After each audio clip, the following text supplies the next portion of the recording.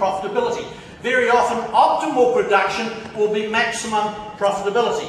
No different to an accountancy practice. I've been running our practice at about 93% of its potential for 30 odd years, because at about there, I am getting maximum profitability. What are you actually aiming for? What are you actually aiming for? What you're actually aiming for when you get down to it is to maximise your free cash. That is the cash available after all farm working expenses, interest, rent, plant replacement, personal drawings and the like. Look, think about free cash, because it is such an important issue. There's a lot of my clients at the moment, free cash is looking like a long way away, but think about it, because that's the reason you're getting up in the morning, really. I argue the best thing I can do for my children is to love their mother, and I do. A breakdown of your marriage is one of the biggest business risks around. Every year I have 4 marriages in the practice that blow to bits. It's not actually a big percentage in urban terms, but every year I have 4. Don't just bear gifts. It's your time that is required, your time at the right time. Now, I wasn't good at this, because when I was getting the practice going, I used to be very careful about putting cash aside on the flywheel. And for about the first 10 years, my wife used to say to me, "Are we taking the kids on holiday this year?" And I said, "No, we're just getting the video." Not a good answer. And a lot of my clients, a lot of the young men who work for me have learned a lot from me in that area about what not to do. Don't speculate with more than 5 to 10% of your gross income. Look, think about that. 5 to 10% is fine if you're a crackerjack, but no more. Never speculate and have the home base at risk. Never argue with a good idea, regardless of where it comes from. Farming is getting more complicated. And it's often, very often you'll find some of your employees and your staff can come out with a very good idea. Never argue with it if it's a good idea. Sometimes in business we need to temper our feelings and comments and what we say, because achieving the objective is the key. For example, don't just make honest comments during the ride. For example, do not say he has a beer gut. Say he has developed a liquid grain storage facility. Do not say he is a male chauvinist pig. Simply say he has developed swine empathy. There's a couple there for the girls too, but my friend in the middle row won't like them. Never drink downstream of the herd.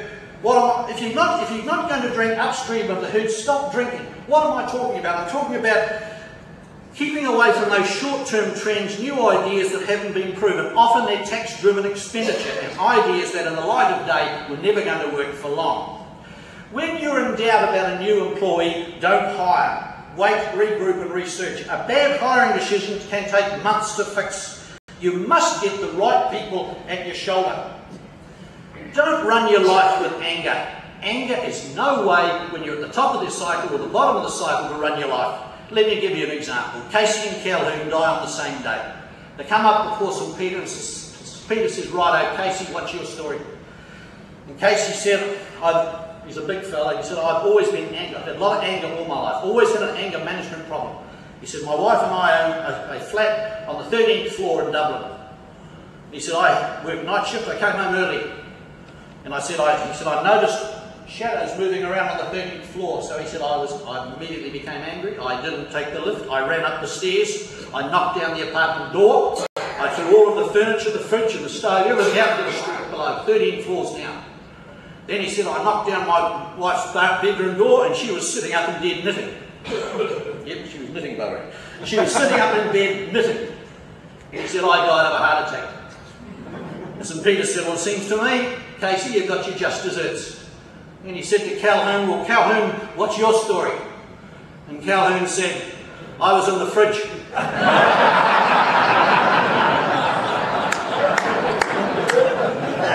Look, a point you must take home today, real financial progress is much more about your direction than your speed. Look, it's so true. Get your direction right and your speed will come to you later. Those people in any business who get their direction wrong and then have to regroup and change, well, they're hopeless. Direction first, then speed.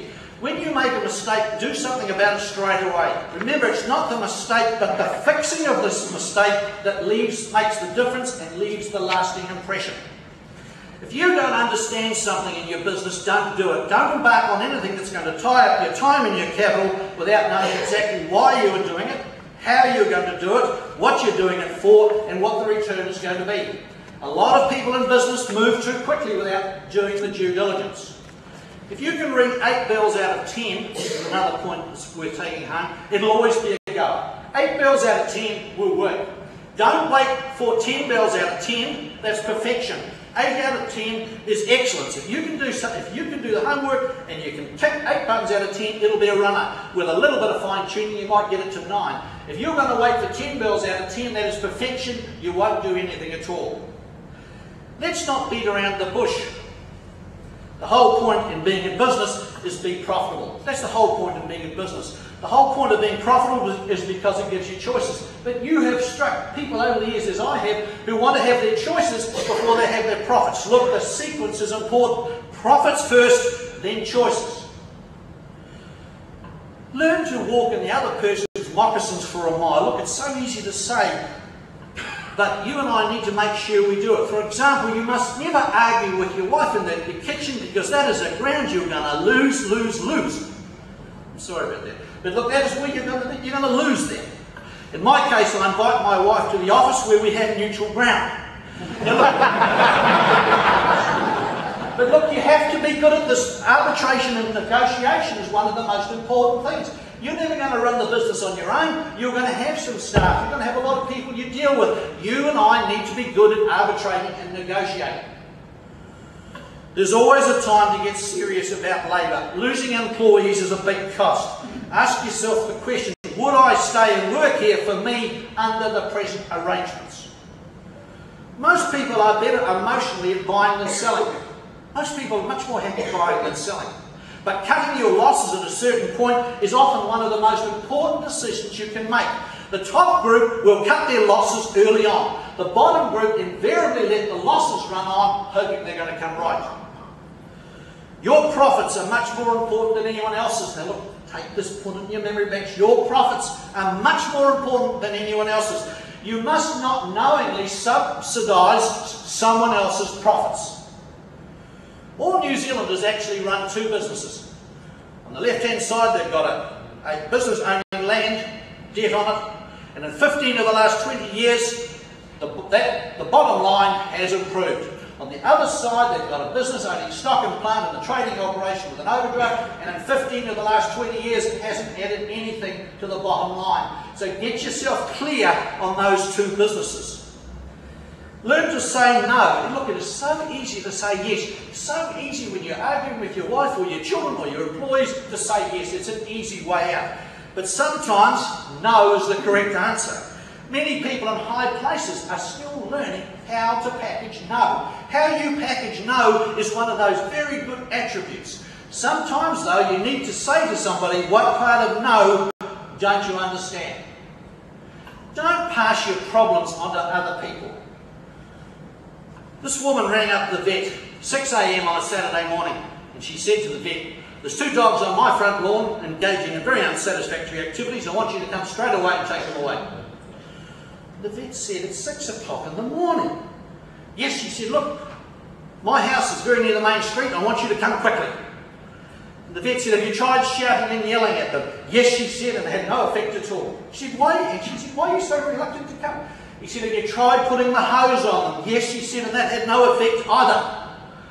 And she said, I want you to come. And the vet said, look, have you tried ringing them on the phone? And the woman said, ringing these dogs on the phone? How on earth, man, is that going to work? And the vet said, well, it worked for me. Sorry. Generally, once a man gets to 50 years of age, he's more interested in getting a payback for what he already knows. Now look, think about it, because a lot of you will be employing that older group, and you will have found by now that a lot of men at that age feel as though they've done their apprenticeship, their character's built enough. Why do they want to have to learn something new? But it's in a very important way of you getting them over that move. There are some wonderful agricultural 4-letter words: rain, work, soil, cash, wife, will, won't, hate and debt. What does the abbreviation TMD stand for? Too much debt.